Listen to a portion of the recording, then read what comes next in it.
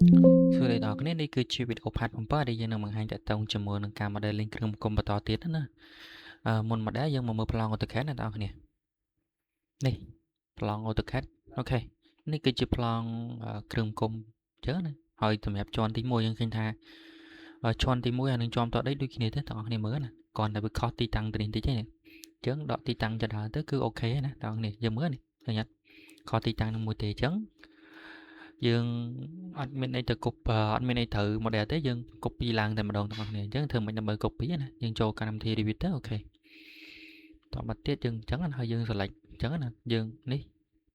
bài cho chấn tụi mà tiết rồi lại chân từ chấn anh hơi dương ok tụi mà tiết dương vào một ngày mỗi ngày hai thằng copy to clipboard cho lên đường map tụi mà tiết dương vào một ngày mỗi ngày hai thằng align to select well chấn anh này cho lên đường tới hơi dương vào bị từ canh cho nè lợi ní ចេញពីជាន់ផ្ទាល់ដីឡើងទៅកាន់ជាន់ទី1អញ្ចឹងណាអូខេទៅអូខេប៉ុណ្ណឹងណាប៉ុន្តែអីដែលបញ្ហាគឺតកតងជាមួយនឹងការងារតសអញ្ចឹងដើម្បីតម្លៃតសយើងធ្វើមិនចុច learn ចេះមកបន្តមកទៀត filter នៅក្នុងមុខងារ filter យើងអាចដកបានអញ្ចឹងណាអ្វីដែលយើងចង់បានអញ្ចឹងយើងដក flow ចោលដែលយើងអត់ត្រូវការទេ framing ក៏យើងអត់ត្រូវការដែរអញ្ចឹងយើងត្រូវការ plot កម្ពស់តសចំមកក្រោមវិញនៅសល់វាខុសអញ្ចឹងណាបងប្អូនអញ្ចឹងយើងចុច apply ទៅបន្តទៀតអូខេហើយយើងមកមើលទីតាំងខាងនេះវិញគឺតកតងជាមួយនឹងនេះ base level ហ្នឹងមានថាម៉េច level ដែលវានៅស្ថិតនៅអញ្ចឹង base level វាស្ថិតនៅជាន់ទី1នោះអញ្ចឹងអត់ត្រូវទេអញ្ចឹង base level វាគឺនៅជាន់ ground floor បន្តមកទៀតវាអត់ក៏អត់ offset ចុះក្រោមដែរអញ្ចឹងស្មើ0កន្លែងហ្នឹងណានេះអូខេឡើងទៅកាន់លើក៏អត់មាន offset ដែរយើង apply ទេណាអញ្ចឹងណាប៉ុណ្ណឹងអូខេអញ្ចឹងមានថាម៉េចការងារជាន់ទី1យើងបានហើយប៉ុន្តែកន្លែងនេះគឺមានចំណុចមួយដែលយើងត្រូវការកែបងប្អូនក្នុងកន្លែងនេះគឺរត់ស្មើមួយនេះអញ្ចឹងណាអញ្ចឹងយើងលុបអាចាស់ចោលណាចុច key delete ទៅបន្តមកទៀតយើងមានជំរើស2ទី1យើងបានចង filter ឲ្យយើងអញ្ចឹងយើងបិទកម្រើខណ្ឌនឹងចោលសិនក៏បានដែរបងប្អូនអញ្ចឹងណាឬក៏យើងមកខ្ជិលបិទទេយើងចុចហាស់មកយើងហាយអញ្ចឹងណាបន្តមកទៀតយើងលុបនេះមកបន្តមកទៀតយើងចុចលើនេះមួយហើយប្រើ command មួយទៀតគឺ extend ណាបងប្អូនអញ្ចឹងយើងផ្លេចលើផ្ទៃនេះមកព្យាយាម tab ណាបងប្អូនប្រយ័ត្នតែលេចច្រឡំណា tab ពងមកអូខេបានផ្ទៃហ្នឹងហើយអញ្ចឹងណាហើយ head អញ្ចឹងការងារមួយហ្នឹងយើងហើយអញ្ចឹងយើងចុច X អមមួយមកអូខេបានអូខេប៉ុន្តែវានៅបញ្ហា error នេះតិចទៀតយើងមកមើលណាយើងអត់ទាន់បានចោះទេអឺ2.4 ម៉ែត្រទាំងអស់គ្នាហ្នឹងណាដោយសារតែគេចដានេះគឺ1ម៉ែត្រគឺមកកាត់វាគឺអញ្ចឹងណា1ម៉ែត្រមួយទឹកហើយចំហចន្លោះនេះគឺក៏1ម៉ែត្រមួយទឹកដែរប៉ុន្តែកន្លែងនេះគឺចំហ2ទឹកទៀតអញ្ចឹងណាអញ្ចឹងយើងចូលទៅកាន់ Revit វិញទៅអូខេតមកទៀតយើងចូលទៅកាន់ជាន់ទី1ណាតមកទៀតយើង edit ណាបងប្អូន edit វាអូខេចេញពី2.4 ម៉ែត្រចេញពីផ្ទះបោះនេះមកណាបងប្អូនអញ្ចឹងកុំឲ្យបាក់អញ្ចឹងខ្ញុំតម្លេចលើនេះខ្ញុំវាយវា2.4 ម៉ែត្រអញ្ចឹងណាអូខេ1.4 ម៉ែត្រ sorry 2.4 ម៉ែត្រចុចលើហ្នឹងណាអូខេអញ្ចឹងយើងបានអានេះហេតុបានចំហយើងមកលើ CD វិញមកណាបងប្អូននេះហេតុបានប៉ុន្តែវានៅខ្វះថ្នាំមួយទៀតអញ្ចឹងណាអញ្ចឹងយើងមិនចុចលើនេះមកឬក៏យើងដាក់ wireframe សិនណាដើម្បីមើលឃើញថ្នាំខាងក្នុងយក CO មកនេះផ្លេចពីហ្នឹងមកដាក់កន្លែងកាយនេះមកអូខេតមកទៀតយើងចូលទៅកាន់ CD ទៅហើយយើងធ្វើដូចមិញណាចុចលើទីតាំងនេះមួយប្រើ command extend ផ្ដាច់វាមកនេះមកប៉ុណ្្នឹងណានេះអញ្ចឹងយើងឃើញថាការងារជាន់ទី1បានហើយចដាចាំយើងធ្វើការនឹងខ្ញុំនឹងធ្វើវីដេអូបង្ហាញរបៀបនៃការ model ចដាអញ្ចឹងណាព្រោះអីបើយើង model តាមតាក់ទងជាមួយនឹង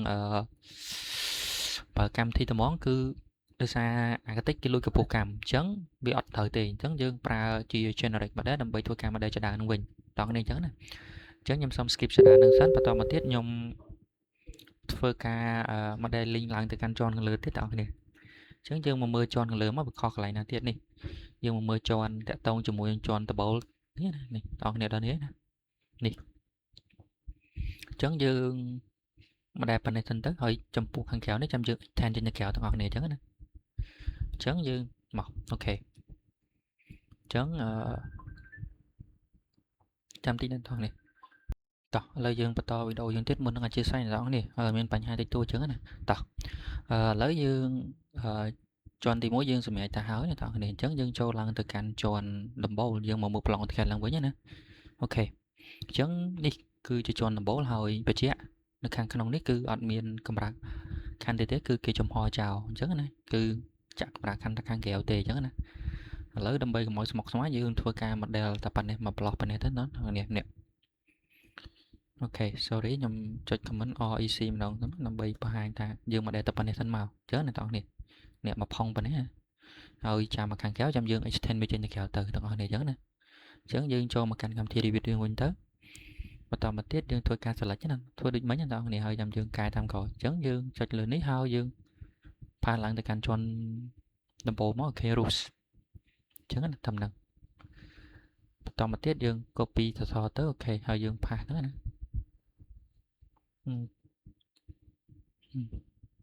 ប៉ុណ្ណឹងបន្តមកទៀតយើងមើលដែរនេះជាន់ទី1ឡើងទៅកាន់ជាន់ roof ជាន់ខាងក្រោមមិនមាន offset ទេមើលផងប្រយ័ត្នអ្នកនរនេះប្រយ័ត្នខុសអញ្ចឹងណាកន្លែងនេះគឺចូលទៅកាន់ជាន់ roof ទៅហើយយើងចូលទៀតទេណានេះកន្លែងនេះគឺអត់មានទេអញ្ចឹងយើង edit មកអូខេទាញអូខេចេះមកក៏បានដែរអញ្ចឹងយើងចុច command មួយ T on ដើម្បី trim ណា trim ទាំងទៅអូខេនៅក្នុង Revit វា score automatic ហើយនេះក៏លុបចោលសិនទៅអញ្ចឹងយើងធ្វើការ edit តាមក្រោយអញ្ចឹងណាតមកទៀតអានេះក៏យើងលុបចោលដែរអត់មានទេខាងមុខនេះនេះក៏អត់នេះក៏អត់ដែរនេះក៏អត់ដែរអញ្ចឹងណាបងប្អូនហើយខាងក្នុងនេះអត់មានថ្នាំទេខាងក្នុងវិញណានេះបន្តមកទៀតយើងទៅមើលប្លង់ AutoCAD អញ្ចឹងណាបងប្អូនអូខេវា extend មកខាងក្រៅហ្នឹងប្រហែលអញ្ចឹងណាបងប្អូនអញ្ចឹងយើងចាប់ AutoCAD ណា DLI enter ទៅយើងចុចតាមនេះអូខេចាំអាក់នេះមកឃើញថាវាចេញ5 ទឹក 5 ហ៊ុនហ្នឹងបងប្អូនអញ្ចឹងណាអញ្ចឹងយើង offset 5 ទឹក 5 ហ៊ុនទៅក្រៅទៅអូខេយើងចូលទៅកាន់ជាន់ double ហើយយើងហាណាតមកទៀតយើង copy ថ្នាំខាងក្រៅនេះចេញទៅណានេះចេញពីហ្នឹងគឺ5ទឹក 5 ហ៊ុនអញ្ចឹងណាអញ្ចឹង HR មកវិញ what happen អូខេអញ្ចឹងណានេះឃើញអត់មកហើយយើងមកមើលទីលុយជាប់គ្រប់នេះអូខេហ្នឹងនេះអញ្ចឹង sorry មិនជាប់គ្រប់ទេយើងបានទាញវាជ្រុលណាកន្លែងហ្នឹងណាអញ្ចឹងយើងបាត់វាសិនទៅអូខេហើយយើងទៅមើលមកកាត់ថ្នាំតែគេយកមកកាត់មិនដល់នេះអញ្ចឹងប៉ុណ្ណឹងមកកាត់វាគឺ150 300អញ្ចឹងណា edit គឺយើងយក150គុណនឹង300អញ្ចឹងគឺ150ហើយនឹង300នេះមកកាត់ប៉ុណ្ណឹងហើយយើងធ្វើការ50សិនណាដើម្បីមិញខ្ញុំភ្លេចមើលថាមកកាត់មិនអញ្ចឹងយើងធៀបម្ដងទៀតវាស់ម្ដងទៀតណាអូខេវានៅដោយសារទីតាំងដដែលយើង copy ទាំងអស់មកបន្តមកទៀតនេះយកពាក្យ CO មកណាបងប្អូនគឺ5ទឹកកន្លះអញ្ចឹងយើង copy មកទៀតមកយើង5ទឹកកន្លះណានេះចុចលើនេះហើយយើងដូរមក150 300មកនេះឃើញអត់ប៉ុណ្ណឹងណាអូខេតមកទៀតយើងចុច T on ណា trim ពីនេះទៅកាន់នេះមកអូខេអញ្ចឹងណាតមកទៀតយើងទៅមើលខាងមុខវាចេញប្រហែលដែរណានេះមកចំហៀងខាងមុខនេះ DLI មកយើងវាស់តាមនេះអញ្ចឹងណាបាទនេះក៏5ទឹកកន្លះដែរប៉ុន្តែវាប្រើ150 300ដូចគ្នាអញ្ចឹងណាអញ្ចឹងយើង copy ពីនេះមកអូខេ5ទឹកកន្លះគឺ150 300ហើយយើងចុច comment ទៅ TR មកអូខេត្រៀមកាត់ដើម្បីកាត់ឲ្យភ្ជាប់តមកទៀតយើងធ្វើកាយទៀតនេះបន្តមកទៀតវាលយមកខាងមុខនេះគឺវា14គឺ14ហាណា1 ម៉ែត្រ 4 ទឹក 5 ហ៊ុនអញ្ចឹងយើង copy ណាអូខេ1450 sorry សុំម្ដងទៀត CO enter copy 1450អូខេនេះប្រហែលជាវានៅតែជាប់ដដែលណាដោយសារយើងទាញអត់អស់នេះឃើញទេនេះពីរដងបាត់មិញអញ្ចឹងយើងដូរវាមកដដែលមកនេះអូខេហើយបន្តមកទៀត vô TR trim ពីនេះមកណានេះអញ្ចឹងណាហើយចំពោះអានេះអូខេអានេះគឺចេះចុចទៅនេះមកអូខេយើងអានេះទៅ extend បន្តមកទៀតនេះគឺយើងយកអានេះតែនេះប៉ុណ្ណេះតាមទៀតយើង TR trim នេះណា TR ទៅណាឃើញទេយើងមក view លើ CD មកនេះយើងបានប៉ុណ្ណេះហើយអត់ចឹងណាយើងបានប៉ុណ្ណឹងហើយបន្តមកទៀតយើងធ្វើកែគេយើងធ្វើការ extend ណា extend ថ្នឹមព្រោះដោយសារថ្នឹមហ្នឹងវាត្រូវ extend ទៅខាងក្រៅដើម្បី connect មើលនេះអញ្ចឹងយើងហាស់អានេះទៅមកចុចលើផ្ទៃនេះហើយយើងប្រើ comment ណា extend ណាចុចលើនេះទៅអូខេពងញ៉េឃើញអត់តមកទៀតចុចលើនេះមកគេឲ្យយើង extend បន្តទៀតទៅចុចលើផ្ទៃហ្នឹងណាម្ដងទៀត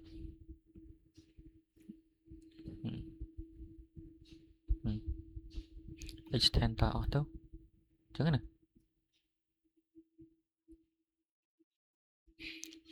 ចុចលើនេះមកពងទៀតមកនេះ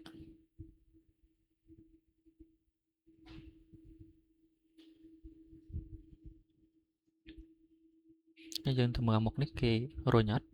មើលវា extend ទៅដល់ហ្នឹងអូខេអានេះក៏ទៅដែរអញ្ចឹងណាអញ្ចឹងយើង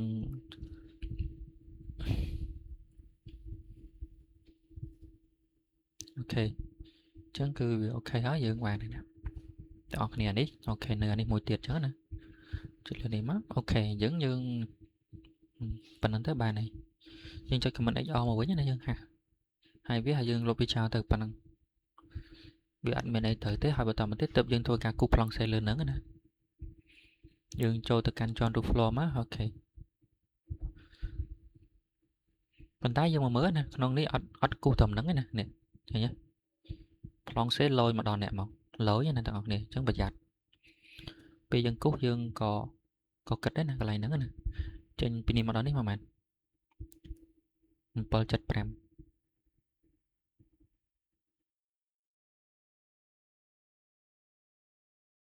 អូខេអាកម្រាលខណ្ឌហ្នឹងចែក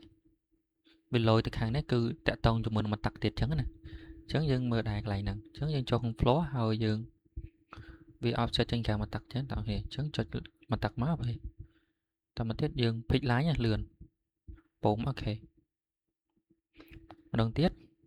កន្លែងនេះយើងពេលយើង pick យើងវាយ comment អូខេវាយលេខ100សិនមកដោយសារយើង offset មកតាក់អញ្ចឹងណាបងប្អូនមកតាក់សងខាងចាអូខេម្ដងទៀតសុំទោសអញ្ចឹងណា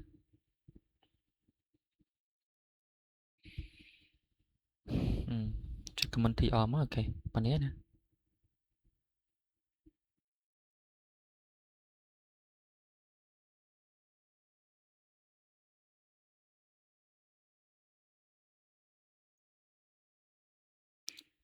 តមកទៀត4ប្រឡោះនេះអញ្ចឹងយើងចេះហ្មងទៅលឿនចេះអញ្ចឹងណាអូខេអញ្ចឹងវាទៅហើយតមកទៀតយើងមកមើលលើ CD ហើយវាបានប៉ុណ្ណេះឃើញអត់ពួកអាក្នុងនេះគឺអត់មាន detail អញ្ចឹងណាវាមានតែប៉ុណ្ណឹងហើយបន្តមកទៀតយើងធ្វើការគូស wall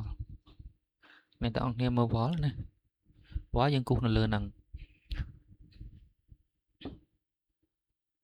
វា offset ចេញមកទាំងអស់នេះអញ្ចឹងការងារបច្ចេកទេសអាកន្លែងនេះយើងអត់រៀបអត់ទេអញ្ចឹងអ្នកទាំងអស់គ្នា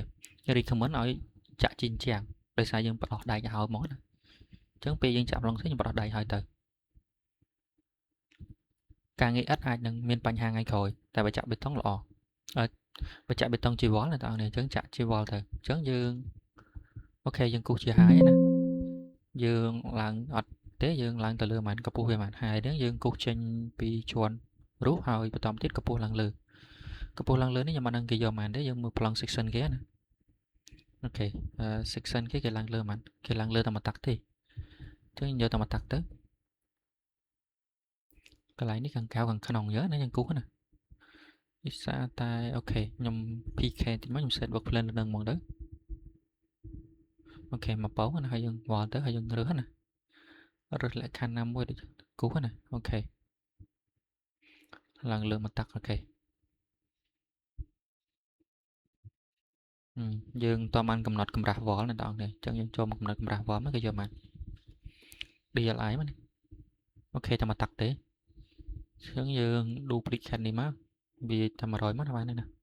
ở dân cai không cầm rạp này mất nè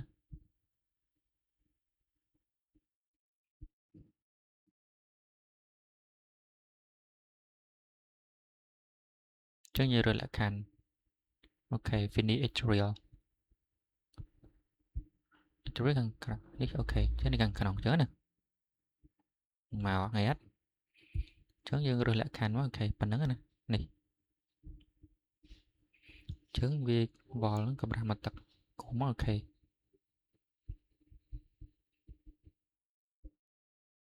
chớ cái này nè chớ như người thầy này cái ca nghe nó ban bạch ok tao mà tiết chân thời ca cục bằng khăn đài anh nâng ca bia tại tàu mùi nâng châm tiếp tập này khăn tiền này càng khăn ngồi cái cục đài nè ngay nhất chấn cứ cục tranh pt tăng nâng đứa dương nhưng giờ vò má ok vò và tao mà tiết chân giờ một nghĩa là khánh interior cho lên nó nè nè ok má nè tao này chám mà mơ bòn giặt lôi cho ló mà nè lại tí tăng nó cứ miền pan hai sợi hai đấy ban cái